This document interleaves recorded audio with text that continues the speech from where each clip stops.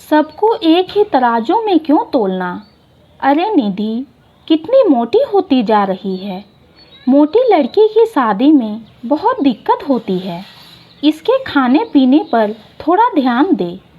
19 वर्षीय निधि की नानी उसकी मम्मी सुरेखा से कह रही थी। निधि अपने आप से प्यार करने वाली खुशमिजाज लड़की थी। वह जैसी थी वैसे ही बहुत खुश थी। उसे अपनी शारीरिक बनावट से कोई शिकायत नहीं थी। वह फिट और स्वस्थ रहने के लिए नियमित रूप से योग, व्यायाम आदि करती थी। लेकिन पिछले कुछ दिनों से उसके घर में आने वाले रिश्तेदार उसे या उसकी मम्मी को टोकते रहते थे। निधि सोचती थी कि इस परफेक्ट फिगर की परिभाषा कहाँ से आई। क्या ऐसा भी कुछ होता है? अगर वह फिट है तो बॉडी कैसी भी हो, उससे क्या फर्क पड़ता है। रिश्तेदारों की बातों पर निधि ध्यान नहीं देती थी। वह अपने में मस्त रहती थी। लेकिन अब जब निधि की मम्मी सुरेखा भी उसे टोकने लगी थी, कभी मम्मी कहती कि अरे आइसक्रीम मत खा, मोटी हो जाएगी। कभी कहती एनसीसी ज्वाइन कर ले। मम्मी की ऐसी बातें सुनकर निधि खींचने लगी थी। केवल शादी अच्छे से हो जाए इसलिए पतली हो, यह उसे समझ नहीं आता था। क्या लड़की के जीवन का एकमात्र उद्देश्य शादी ही है? निधि कई बार अपनी मम्मी को बोलना चाहती थी। अगर मम्मी कहती कि हेल्दी डाइट लो, उससे तुम्हारी हेल्थ अच्छी रहेगी, फिट रहेगी तो दिमाग भी अच्छे से चलेगा। स्वस्थ शरीर में ही स्वस्थ दिमाग रहता है, तो उसे अच्छा लगता। लेकिन लोगों के बनाए हुए सुंदरता के मापदंडों के आधार पर उसका मूल्यांकन करना उसे जरा भी अच्छा नहीं लगता था।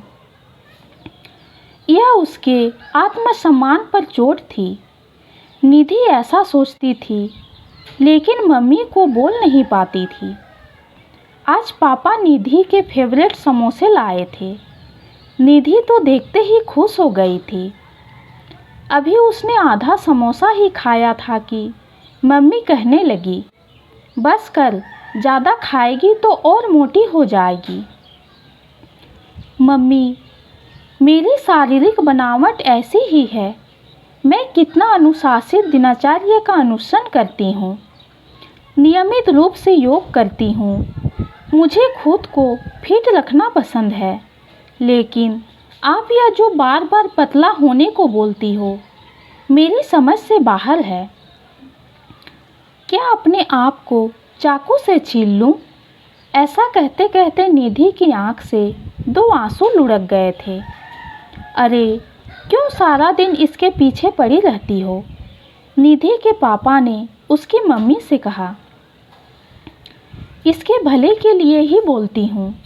आजकल के लड़कों को मोटी लड़कियां पसंद नहीं होती हैं, सुरेखा जी ने कहा। मम्मी बस करो, लड़कों को पसंद नहीं होती है। जो लड़का केवल मेरी शारीरिक बनावट के आधार पर मुझसे शादी करने का निर्णय ले, उससे शादी ही नहीं करनी।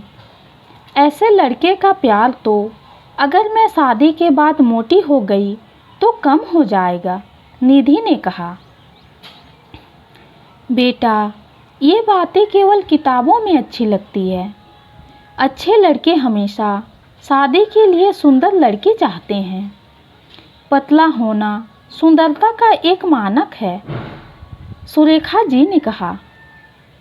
मम्मी, शादी जिंदगी का हिस्सा मात्र है, पूरी जिंदगी नहीं। अगर नहीं हुई तो नहीं सही, सही लड़का मिलेगा तो कर लूँगी, नहीं तो मैं तो अकेले भी खुश हूँ। निधि ऐसा कहकर अपना समोसा हाथ में लिए हुए अपने कमरे में चली गई। सुरेखा जी निधि को जाते हुए देख रही थी। तब ही निधि के पापा ने कहा, बिल्कुल सही कह रही है निधि। हम सभी को एक ही तराजू पर क्यों तोलते हैं? सुंदरता के कोई मापदंड नहीं होते। सुंदरता देखने वालों के नज़रिए पर निर्भर करती है।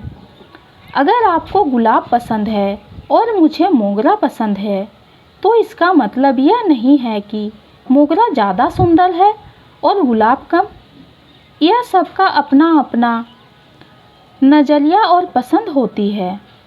सबको एक ही तराजू में क्यों तोलना?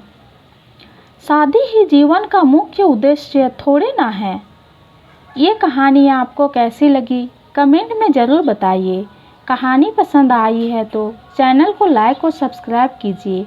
कहानी सुनने के लिए आपका बहुत बहुत धन्यवाद।